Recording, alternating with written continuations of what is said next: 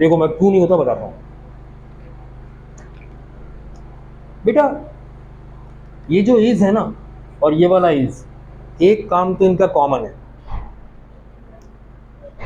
वो है कि ये इज बता रहा है कि सेंटेंस प्रेजेंट का है। ये वाला इज भी यही बता रहा है कि सेंटेंस, लेकिन इस वाले इज का एक और काम भी है जो ये बता रहा है स्टेट कि स्काई कैसा है, ब्लू है। स्टेट ये बता रहा है, इसे स्टेट वर्ब भी कहते हैं। और स्टेट वर्ब कभी हेल्पिंग वर्ब नहीं होता, मेन वर्ब है। मेन वर्ब के दो काम है, प्रिंसिपल वर्ब के दो काम। पहला काम ये स्टेट को शो करता है, होना। आई एम अ स्टूडेंट, एम बता रहा है कि मैं स्टूडेंट हूं, मेरा स्टूडेंट होना पता है, ठीक है। स्टेट ऑफ बीइंग कहते हैं इसे, ग्रामर की जुबान में क्या कहते हैं, स्टेट ऑफ बीइंग का मतलब है होना। और प्रिंसिपल वर्ब का दूसरा काम क्या है, एक्शन, जिसे हम उर्दू में कहते हैं करना। अब जरा उर्दू में फेल की तारीफ याद करो, क्या पढ़ी थी, फेल वो इसमें जिसमें किसी काम का करना या होना पाया जाए। करना, एक्शन, होना, स्टेट ऑफ बीइंग, यही दो काम है प्रिंसिपल वर्ब के, ठीक है। जबकि हेल्पिंग वर्ब का सिर्फ एक ही काम है, वो क्या है, ये बताना कि ये प्रेजेंट है, पास्ट है, फ्यूचर, और कोई काम नहीं है इसका। मैं इस हटा के वॉज लगा दूं तो क्या हो जाएगा, पास्ट हो जाएगा। एक्शन तो वही रहा ना, एक्शन चेंज नहीं हुआ। मैं विल भी लगा दूं, विल भी से क्या हो जाएगा, फ्यूचर हो जाएगा। एक्शन तो वही रहा, प्लेइंग, एक्शन चेंज नहीं हो रहा है ना, राइट। तो बेटा ये इज आर एम जो मेन वर्ब है वो सिर्फ स्टेट को शो करता है और टाइम को भी शो कर रहा है, प्रेजेंट पास्ट। ये वाला जो हेल्पिंग वर्ब है इज, ये सिर्फ टाइम को शो कर रहा है, प्रेजेंट पास्ट, स्टेट को शो नहीं कर रहा। क्या ख्याल, ठीक है ना। तो डिफरेंस क्या हुआ, ये स्टेट को भी शो कर रहा है, ये स्टेट को शो नहीं कर रहा। That is the difference between principal verb and helping verb. देखने में दोनों इज है, देखने में दोनों इज है, ठीक है। बात समझ में आई भाई। देखो ना, एक वर्ड है, मिसाल दे, टेलीफोन, ये वर्ब है या नाउन है,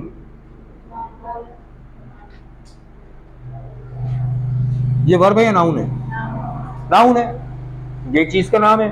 अब सुनो sentence, I will telephone you later. अब टेलीफोन क्या है, मेन वर्ब, हेल्पिंग वर्ब भी आ गया। यहां टेलीफोन क्या है, नाउन नहीं है, वर्ब है। तो एक ही वर्ड कहीं वर्ब होगा कहीं नाउन होगा, लाजमी थोड़ी एक वर्ड अगर एक चीज है तो वो हमेशा वही रहेगी, सेंटेंस पे डिपेंड करता है। इस सेंटेंस में टेलीफोन क्या है, वर्ब। क्लियर, यहां समझ में।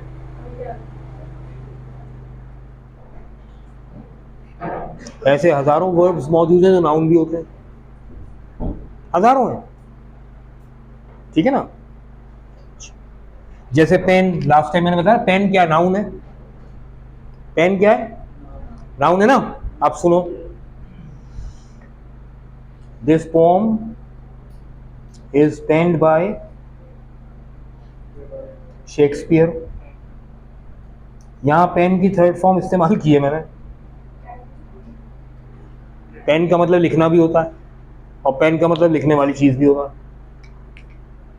क्लियर, क्या, हाँ रिटन होगा ना, यहाँ पे रिटन के मीनिंग में इस्तेमाल हो रहा है पेन, और बिल्कुल सही है। असल में हमारी प्रॉब्लम क्या है, देखो मैं मुश्किल चीज पढ़ा रहा हूं, मुझे मालूम है मैट्रिक के लिहाज से ये चीज मुश्किल है, लेकिन मैं ये जानता हूं कि आप जब 21st सेंचुरी की लेटेस्ट टेक्नोलॉजी फिंगर टिप्स पे सीख रहे हैं विदाउट एनी टीचर, तो इतनी सी बात समझ में क्यों नहीं आ रही है ना। मुझसे ज्यादा लर्निंग कैपेसिटी आपकी है। मेरा जब जो है ना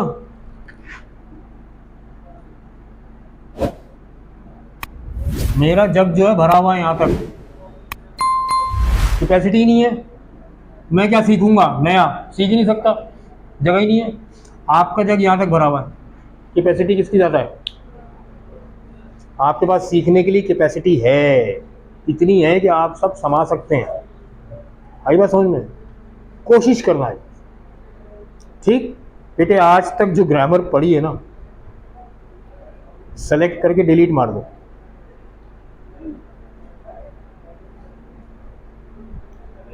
ये समझ लो कि पहली दफा पढ़ने बैठ रहे हैं, क्योंकि ऐसा उल्टा पुल्टा पढ़ा हुआ हमने। हाँ बोलो। It is the way it is.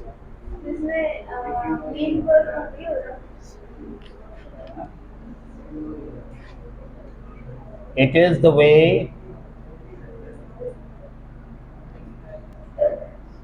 It is. अच्छा, अब इसकी पंक्चुएशन बताओ पहले मुझे। बिल्कुल सही, यहाँ कॉमा लग गया। अब ये क्या है? अब ये रिपीटिशन है, इसे कहते हैं रिपीटिशन। ठीक है ना, ये टैग जो लगा ना इट इज, ये रिपीटिशन है इसकी। आप इस बात पर जोर देने के लिए इसे रिपीट कर रहे हैं, यही रास्ता है, यही बस। ठीक है, अदरवाइज आपकी बात तो यहाँ मुकम्मल हो चुकी है, लेकिन आप यहाँ भी देखें, यहाँ भी वर्ब है, यहाँ भी वर्ब है, वर्ब के बगैर नहीं बनेगा। क्लियर? ठीक है, और ये दो क्लॉजेज हैं। अभी मैं क्लॉजेज पे नहीं आया हूँ, अभी तो मैं सेंटेंस पे चल रहा हूँ। जब क्लॉजेज पे आऊँगा तो फिर मजीद डिफाइन करूँगा इसको। ठीक है, अभी मैं इस पे नहीं आया। हाँ जी, तो बगैर वर्ब के कोई सेंटेंस नहीं बन सकता। बना के दिखा दो, कोशिश कर ली ना आपने। और वर्ब दो होते हैं, एक मेन वर्ब है, प्रिंसिपल वर्ब, और दूसरा हेल्पिंग वर्ब है। प्रिंसिपल वर्ब का काम क्या है? या तो एक्शन को शो करेगा या स्टेट को। हेल्पिंग वर्ब का दुनिया में एक ही काम है, वो क्या है? वो ये बताएगा कि प्रेजेंट है, पास्ट है, फ्यूचर है, बस, और कुछ नहीं बताएगा। ठीक है, फिलहाल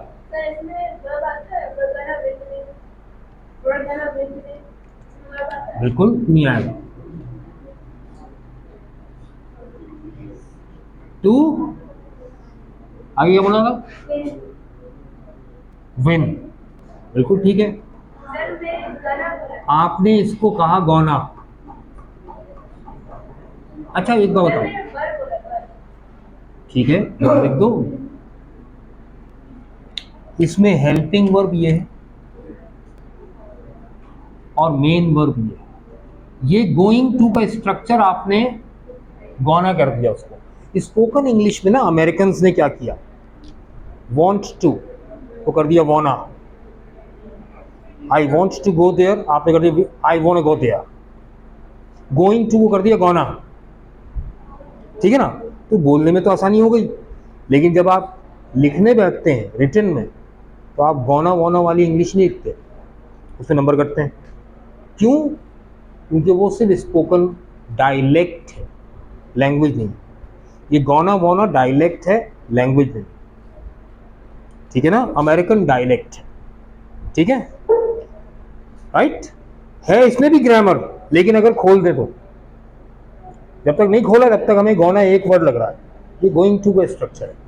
ठीक है, अब सुनो, वर्ब के बगैर ना प्रेडिकेट मुकम्मल है ना सेंटेंस मुकम्मल है ना। ये तो हो गई बात वर्ब की। अब सेंटेंस को अगर आप देखें, सेंटेंस क्या होता है? Subject plus predicate. प्रेडिकेट क्या होता है? Verb plus object, adverb, complement, जो कुछ भी है। अभी इनको भी डिफाइन करूंगा मैं एक एक करके। अब मैं आ रहा हूं यहां, अब मैं आ रहा हूं, उतार लिया, उतार लो, जिसने नहीं उतारा वो उतार लो। वैसे तो रिकॉर्डिंग अपलोड होगी, लेकिन उतार लो।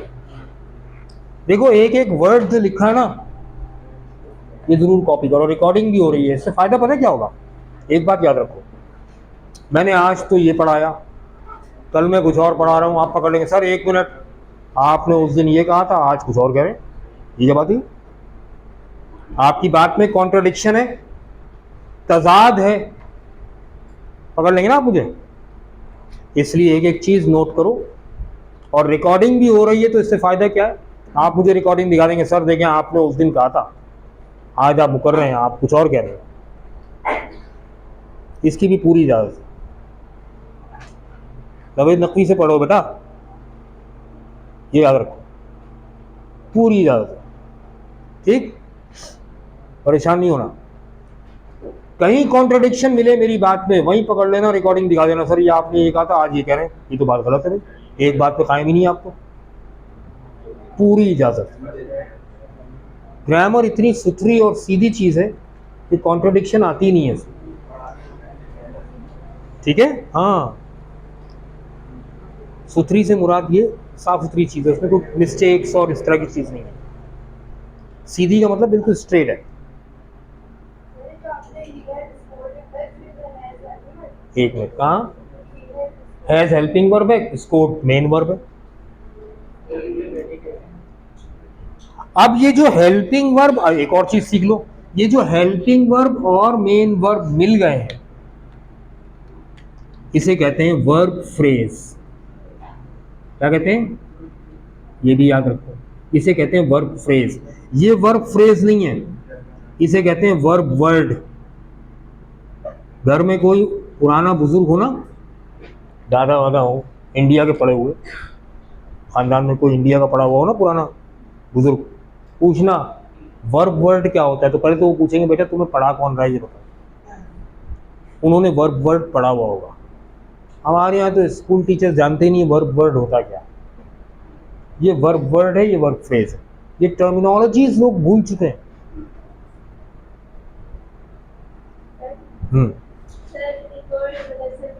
हाँ पूछो।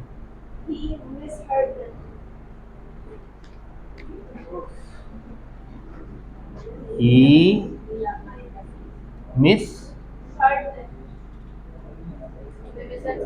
her। अरे यार, अच्छा ये मिस हर्ड, यही है। मिस हर्ड वर्ब है, फर्स्ट फॉर्म है। मिस हेयर की, ठीक है ना, वर्ब आ गया ना, मेन वर्ब आ गया। सुनने में गलती हुई, मिस हेयर कहते हैं, बिल्कुल सही है, वर्ब है इसका। क्या पूछना था इसमें? बिल्कुल सही है, सही है बिल्कुल। आजकल स्पीकिंग इंग्लिश में ये चल रहा है, ठीक है ना, वरना बड़ा लंबा चौड़ा इस्तेमाल करना पड़ता था। He could not hear them, तो वो उसको कर दिया mishear, mishear use होता। वो इस तरह के वर्ड आजकल ईजाद हो रहे हैं, language day by day modify होती है। ज़रूरत इस बात की होती है कि आप अपने आप को अपडेट रखें, ठीक है ना, नए वर्ड्स ईजाद हो रहे होते हैं, ठीक। अब देखो भाई, अब आगे चलते हैं, एक और बात पर। ये जो टर्म लिखी है सब्जेक्ट, ये क्या है? सब्जेक्ट किसे कहते हैं?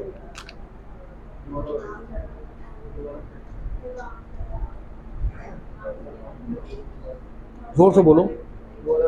डूअर ऑफ एक्शन, काम करने वाला, है ना। ये एक और मिसकॉन्सेप्शन। एक सेंटेंस लिख रहा हूं, देखो यहां सेंटेंस लिखा भी है, द स्काई इज ब्लू, ये सेंटेंस है, इसमें सब्जेक्ट क्या है? The sky. लेकिन एक बात बताओ, इसमें एक्शन क्या है? एक्शन तो हो नहीं रहा इस सेंटेंस में। अच्छा, एक्शन नहीं है तो डूअर ऑफ एक्शन कहां से आ गया? आपने एक सेंटेंस कहा था, आई क्या कहा था, माई नेम इज रिबाल, यही नाम था ना, माई नेम इज, यही स्पेलिंग थी, रिबाल। इसमें सब्जेक्ट क्या है?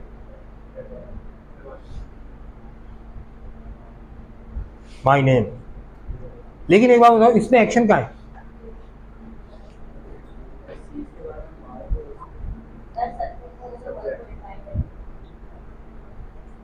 खिड़की से बाहर फेंक दूंगा।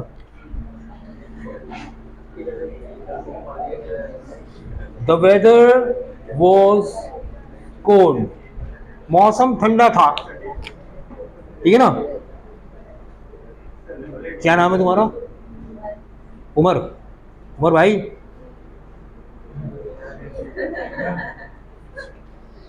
होशियार है ना? अब सुनो, द वेदर वॉज कोल्ड, मौसम ठंडा था, इसमें कोई एक्शन है? तो डूअर ऑफ एक्शन कहां से लाऊं?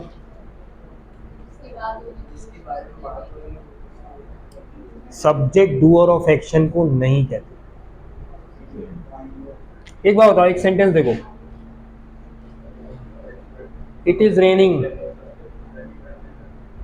इसमें तो एक्शन है ना, डूअर ऑफ एक्शन लाओ, डूअर ऑफ एक्शन। अच्छा बताओ, इसमें सब्जेक्ट क्या है? इट, इट ने एक्शन किया? बारिश इट ने थोड़ी किया, इट कौन है भाई? अब जरा तवज्जो से सुनना मेरी बात, सब्जेक्ट किसे कहते हैं? देखो, सही डेफिनेशन और सही रूल या लॉ जिसे हम कहते हैं, इसकी पहचान क्या है? हर जगह एज इट इज अप्लाई होगी, कहीं फेल नहीं होगी, कहीं फेल नहीं होगी। आपने न्यूटन्स के लॉ पढ़े, न्यूटन्स लॉ ऑफ मोशन, हर जगह अप्लाई हो रहे हैं, कहीं फेल हो रहे हैं? सिवाय इसके कि आप कंडीशंस चेंज कर दें, है ना? वहाँ भी अप्लाई तो हो रहे हैं, लेकिन एक्चुअली हमें समझ में नहीं आ रहे। ठीक है ना भाई? चांद पर ग्रेविटी बहुत कम है, ना होने के बराबर, तो ग्रेविटेशनल लॉ अप्लाई तो हो रहा है, लेकिन ग्रेविटी कम है तो उसकी वजह से फोर्स ऑफ ग्रेविटी भी कम है, वेट भी कम है, वेटलेसनेस फील हो रही है। तो लॉ की एप्लीकेशन ही तो है, ही है, मिस एप्लीकेशन थोड़ी है, फेलियर थोड़ी है लॉ का। तो बात यह है कि सही डेफिनेशन वो है जो हर जगह अप्लाई हो। हम गलत डेफिनेशन लेकर चलते हैं, कहीं कहीं अप्लाई हो रही होती है, आगे जाके फेल हो जाती है। अब इस सेंटेंस में कहाँ से ना डूअर ऑफ एक्शन, इस सेंटेंस में कहाँ से ना डूअर ऑफ एक्शन, इसमें कहाँ से ना डूअर ऑफ एक्शन, फेल हो गया ना, हमारी डेफिनेशन फेल हो गई। इसका मतलब वो डेफिनेशन थी ही नहीं, वो गलत थी, आपकी गलती थी। सही डेफिनेशन क्या है? सब्जेक्ट की सही डेफिनेशन है ये, subject is what is the sentence about. जिसके बारे में सेंटेंस है वो सब्जेक्ट ऑफ द सेंटेंस है। अच्छा, लव सब्जेक्ट का मतलब भी बताओ ना, मौजू, उन्वान, टॉपिक, यही मीनिंग है ना इसके। सब्जेक्ट का मतलब कहीं से है काम करने वाला, कहीं से नहीं। भाई देखो ना, मैं आसान लॉजिक दे दूं, 1 मिनट लूंगा, लॉजिक सुनो। मैट्रिक पढ़ी है, मैट्रिक में ही हो। फिजिक्स पढ़ी कभी? 9th में पढ़ी होगी ना, पढ़ी है 9th में फिजिक्स, वेरी गुड। ये अच्छी बात है कि यार 9th में भी फिजिक्स आ गई, ये बहुत अच्छा हो गया। इससे एक फ़ायदा हो गया, मुझे समझाना आसान हो गया, ज़िंदगी आसान हो गई। सुनो यार, तो तुमने एक चीज़ पढ़ी होगी, वर्क। भाई एक्शन वर्क एक ही बात है ना, काम को वर्क कहते हैं फिजिक्स में। जैसे स्पीड को, रफ्तार को फिजिक्स में वेलोसिटी कहते हैं। वेलोसिटी और स्पीड अलग अलग चीज़ें हैं फिजिक्स में, आम दुनिया में स्पीड और वेलोसिटी एक ही चीज़ है। काम को वर्क भी कहते हैं। अच्छा, डूअर ऑफ वर्क को क्या कहते हैं? डूअर ऑफ एक्शन को सब्जेक्ट, अभी तो हमने कहा था। मान लो फोर्स इनटू, किसने ये फॉर्मूला नहीं पढ़ा? सबने पढ़ा है, सबने पढ़ा है 9th क्लास में। रीड करके सुनाओ क्या लिखा है, बच गया, रीड करके सुनाओ। यही गलती है, हमेशा देखो, याद रखो, हमेशा देखो, मैथमेटिक्स में ये कहलाती है इक्वेशन। सुनो गौर से, मैथमेटिक्स में ये कहलाती है इक्वेशन, मगर फिजिक्स में ये कहलाता है रिलेशन। क्या कहते हैं इसको? रिलेशन। सुनो, रिलेशन क्या है? When a force is applied on a body and the body covers some displacement. When a force is applied on a body and the body covers some displacement. It is said that the force has done some work on the force has done some force has done Urdu medium तो नहीं कोई, जब किसी जिस्म पर कुव्वत का इतलाक किया जाता है और वो जिस्म हटाव तय करता है तो कहते हैं कि कुव्वत ने उस जिस्म पर काम किया है। ठीक है, कुव्वत ने, फोर्स ने काम किया है किस पर? बॉडी पर। मैं फोर्स को डूअर ऑफ वर्क कह दूं? गलत तो नहीं होगा ना यार? Force has done some work on the body, तो डूअर ऑफ वर्क कौन हुआ? फोर्स। क्लियर? बात समझ में आई? नहीं आई? भाई एक बॉडी पर आपने फोर्स लगाई, बॉडी डिस्प्लेस हो गई, अपनी जगह से हटकर दूसरी जगह चली गई, इसे डिस्प्लेसमेंट कहते हैं। ठीक है, तो इसको डिस्प्लेस किसने किया? फोर्स ने। इसे काम कहते हैं। काम किसने किया है? फोर्स ने। बॉडी पर वर्क किसने किया? Force. Force doer of work हो गया? नहीं समझे? समझ गए तो अगली बात का जवाब दो। फोर्स की डेफिनेशन भी पढ़ी होगी यार।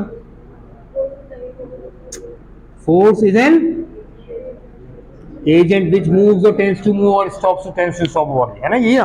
अब सुनो गौर से, डूअर ऑफ वर्क जिसे कहते हैं ना, काम करने वाला, इसको ग्रामर की जुबान में भी एजेंट कहते हैं, तुम्हारी फिजिक्स में भी इसको एजेंट कहते हैं। तो डूअर ऑफ एक्शन को एजेंट कहते हैं। अब कोई ग्रामर की इंग्लिश राइटर की बुक खोलना और एजेंट की डेफिनेशन पढ़ना, वहाँ लिखा होगा डूअर ऑफ एक्शन, और सब्जेक्ट की डेफिनेशन पढ़ना, वहाँ लिखा होगा what is the sentence about. मैं हवाला दे देता हूँ, सुनो। ऑक्सफोर्ड की बुक है, Oxford practice grammar, O levels में बाकायदा पढ़ाई जाती है, हमारे यहाँ ग्रेजुएशन में पढ़ाई जाती है। राइटर का नाम है जॉन ईस्टवुड, इंग्लिश राइटर है। पेज नंबर है 132। टॉप पे लिखा है what is the sentence about, subject की डेफिनेशन। अगले दो ब्रैकेट में, अगले दो कॉलम्स में एक जगह उसने सब्जेक्ट को डिफाइन किया, एक जगह एजेंट को। एजेंट और ऑब्जेक्ट में फ़र्क बताया, सब्जेक्ट और एजेंट में फ़र्क बताया। पूरे पेज पे यही तकरीर है, पूरा मुकदमा है। ठीक है ना? अब सुनो, ईस्टवुड, ये बुक कहाँ से लाए? नंबर 1, किसी भी बुक स्टॉल पे जाओ, बोलो भाई जॉन ईस्टवुड की बुक है, वो कहेगा हाँ है, दिखाओ। सुन तो लो, दिखाओ भाई, मुफ्त में बता रहा हूँ ना, दिखाओ। 132 खोल लो। हाँ सर ने ये भी कहा था, ये भी कहा था, ये भी कहा था। कितने की है? 800 रुपये की। नहीं चाहिए, कोई नहीं चाहिए, पसंद नहीं आई। बता रहा हूँ, हाँ डिक्शनरी में भी है। नहीं, dictionary English to English dictionary में मिल जाएगा, मिल जाएगा, 100% मिलेगा। ठीक है? ठीक है, एक आसान तरीका ये, सस्ता तरीका। दूसरा तरीका क्या है? इंटरनेट पे जाओ, गूगल पे लिखो Oxford practice grammar bye John Eastwood /free download, enter करो, PDF फॉर्मेट पर पूरी बुक आ जाएगी, 2 मिनट में डाउनलोड हो जाएगी। मोबाइल पे डाउनलोड करोगे तो पेज 140 है, लैपटॉप पे डाउनलोड करोगे तो 141 है। चैप्टर है एक्टिव एंड पैसिव वॉइस का, स्टार्ट हो रहा है। पहले पेज पर एजेंट, सब्जेक्ट और ऑब्जेक्ट डिफाइन किए। अब देख लेना जाके, पूरी बुक तुम्हारे पास आ जाएगी फ्री में। तकरीबन 300-350 पेजेस की बुक है और बेहतरीन बुक है, ग्रामर की प्रैक्टिस की बुक है। चेक करना फिर बताना, जो डाउनलोड कर लें वो ले आना, दिखा देना सर हमें तो नहीं मिला आपने जो कहा था, फिर मैं निकाल के दे दूँगा। ठीक है ना? अपनी बनाई हुई इंग्लिश नहीं पढ़ाता हूँ भाई, होममेड इंग्लिश है, डिंग्लिश नहीं पढ़ाता हूँ। ऐसा नहीं घर में बैठ के इंग्लिश बनाई ठंडिया में और जाके क्लास में बेल दी। इंग्लिश राइटर्स, इसीलिए जब भी मुझसे कोई बच्चा ऑब्जेक्ट करता है ना, मैं इंग्लिश राइटर की बुक का हवाला देता हूँ, भाई इस किताब में देख लो। अब जब इंग्लिश राइटर कह रहा है तो मानना पड़ेगा, सही है ना? अपनी बनाई हुई इंग्लिश कभी नहीं पढ़ाता, ये याद रखो। अब जिन लोगों ने तुम्हें होममेड इंग्लिश पढ़ा रखी है और तुम्हारे जहन में बिठा रखा है कि सब्जेक्ट डूअर ऑफ एक्शन को कहते हैं, उनसे प्रूफ मांग लो। मैं तो प्रूफ दे दिया, नहीं मिलेगा। पाकिस्तानी राइटर्स की बुक मिल जाएंगी, इंडियन राइटर्स की मिल जाएंगी, इंग्लिश राइटर की बुक नहीं मिलेगी जिसमें लिखा हो डूअर ऑफ एक्शन, और मिलेगी तो 1850 की मिलेगी, वो नहीं चलेगी।